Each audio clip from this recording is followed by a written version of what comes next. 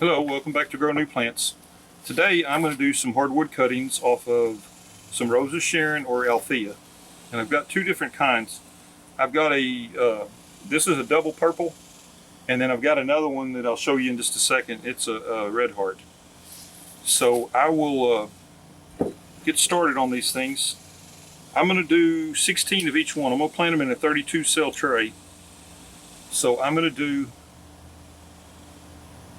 16 of each variety. So what I'm going to do here on this top one, I'm going to get back down into more hardwood. So I'm going to go right above a node here where these leaves here are, and I'm going to leave those sets of leaves, and I'm going to come back down just below that node right there where those leaves are, and then I'm going to strip these leaves here in the middle off. So that's my cutting right there. So I'll do a couple more of these on the video. Of course, I want all these buds and stuff off. I don't want any of that stuff staying on the plant. Some of these don't have a lot of leaves on them, so I'm going to be limited on where I can take my cuttings. This is going to be a real small cutting. There's a node there. There's no leaves coming out on it, but it is a node under there. And that's got a bud on the end, so I'm going to come in there and tip that bud off. And those leaves are pretty big, so I'm going to cut them back. So that'll be another cutting. That's a small cutting. I'm going to try. I've never grown Rose of Sharon before. I don't think it's going to be difficult. Let's cut that one off too short. So I'm going to just kind of experiment with different types of cuttings.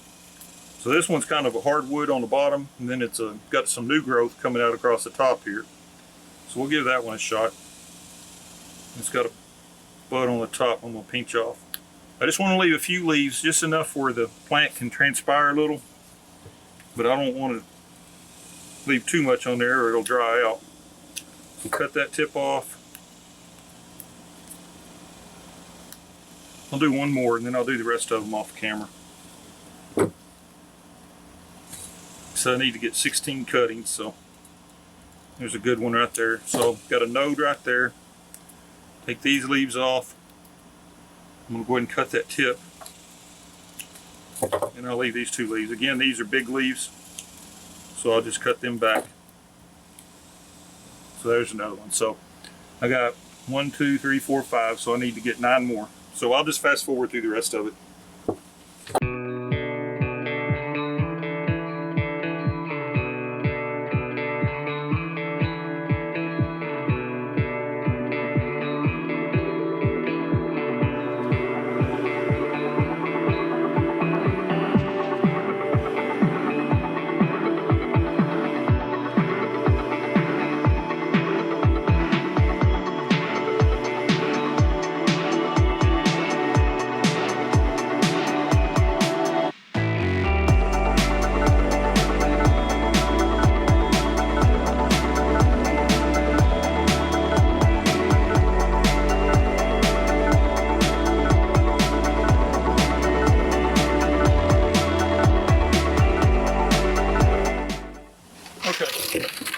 So I've got my 16 cuttings now, and all I'm going to do, I've got my 32 count root maker trays here, and then I've got just a deep tray that I'm going to use as a water reservoir for these to help hold moisture in, and then I got some domes that I'm going to show you in a minute that I'm going to use to help hold my moisture in.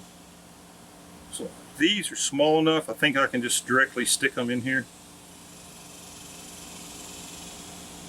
and not push all my rooting hormone off. And I've seen these things, they root pretty dang easy. I've seen them rooted in water, man, and they completely fill up. They'll grow roots all up and down the stem. They don't just grow out of those terminal buds. They're pretty crazy as far as how they root. I've really fallen in love with this plant. I always knew them. My mother had one when I was growing up. Had a huge one out in the front yard, and I always remember every day, you know, when they bloom, a bud only lasts, one flower only lasts one day and then it falls off. But it'll bloom over and over and over again all summer, and I always remember that tree out in the front yard. The thing I remember about it as a kid is it was always full of bees, though, because I was out there playing and I'd get into those bees and they'd start chasing me around. But I always have fond memories of that tree just because my mother had a huge one. So I've just kind of taken a newfound liking to them, so I decided I would start propagating some. I've got another variety that I'm not propagating right now. I think it's a double pink, if I remember correctly. And there's a bunch of hybrid varieties out right now, but can't really propagate those because they're patented plants. So I'm sticking with the older varieties that are not patented yet, so you can propagate those all you want. Oh, you know what? I screwed up.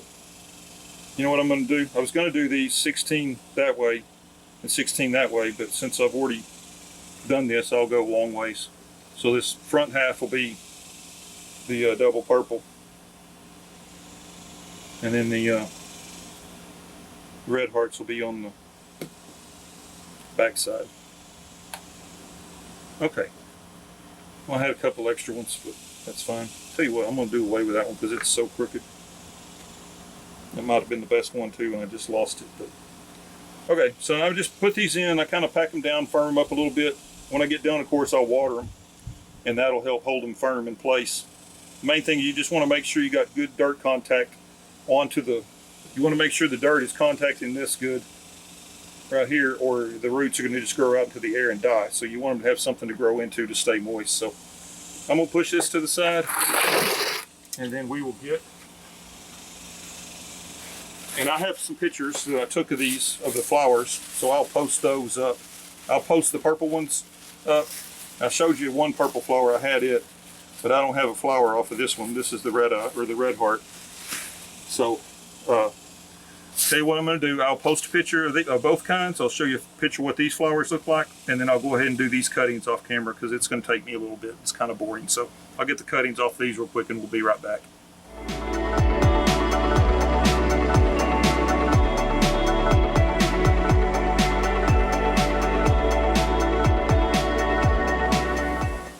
Okay, so I've got my 16 cuttings on the red heart. So basically I'm going to do the same thing. And I got some that are really pretty soft, pretty new cuttings, some that are a lot older. So we're just going to kind of see what happens, kind of experiment like I do with everything, see what works and what doesn't. You stick with my channel for years, which I hope you do, and I hope I'm doing this for years because I love doing it. I'll be a lot more experienced in some of these things. Tell you what, I'm going to cut that leaf back. That's a really big leaf there.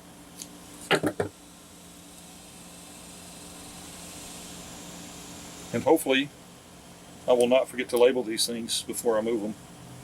I'm not going to stop and label them, but I do need to label them.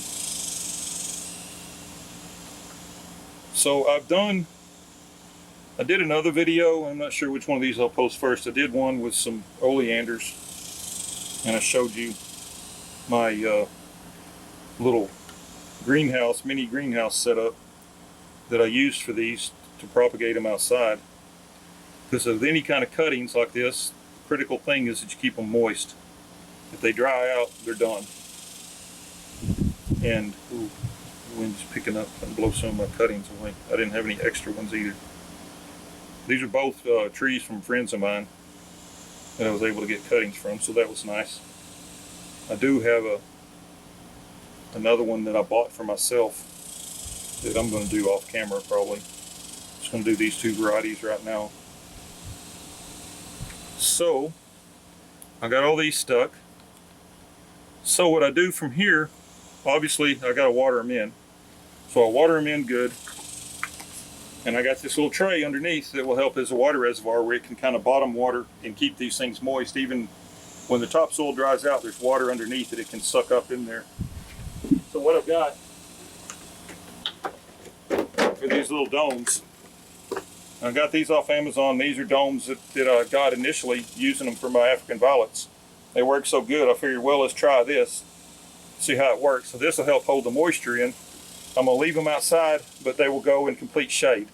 Probably going to put them underneath my grow benches because I know the way they sit, either the benches or the fence protects underneath that all day long, so the zero sun gets underneath that bench. So it'll get plenty of natural light. It'll get plenty of natural light, but it will not get any direct sunlight, which will just absolutely bake these things. One day in the full sun, they're done. So these are some crepe myrtles that I did about a week ago, and using the same method, water, and I have not added water. It's still, there's no standing water underneath it, but they're still, I don't know how well you can see that, they're still really moist. There's still, and there's water standing on the top, but that's just the condensate off of this thing. But I had one over here that the leaves dried up and died on, but it was a really big stick. And this is a crepe myrtle, and that's just crepe myrtle that I did off camera. I didn't film it. But these things are doing great. I mean, a week into it and they still look like this, I think they're going to be fine. There's no signs of new growth coming out on them yet, and I'm sure they haven't really started rooting yet, but they haven't died. So that's all they really need. They just need to sit there and work on growing roots. And then once they start getting roots, then they'll put out some new growth. So this little system's going to work good, I think. So I will come back in, hopefully, I'm guessing around a month or so, and I should have signs of some roots growing on these things. And we'll come back and we'll take a look at them. And the other thing too, I was going to talk about, and I talked about this when I did the oleander video. The reason I use these cells, a lot of people will use totes and just put soil in there and use the tote, the lid for the to help hold the moisture in, and that works just fine. But when you get done, you have to separate them all. You have to separate the roots. You have to disturb the roots to retransplant them, which sets them back, in my opinion, a little bit. I would rather, if I can get them to root in these 32 cell count trays, if they can start rooting and just fill out these cells with roots, then I can pull them right out of here, transplant them straight into a 1 gallon plant, and they're never going to miss a lick. They'll probably just start growing faster instead of getting set back from having their roots disturbed. So that's my reasoning for using these. So we'll find out. Like I said, I'm already a week into these crepe myrtles, and they're doing great so far. So I'll take these, water them in good, sit them under the bench, and then we'll come back and take another look at them in about a month or so. I really appreciate you watching. Please like, please subscribe, and please share my videos. Thank you.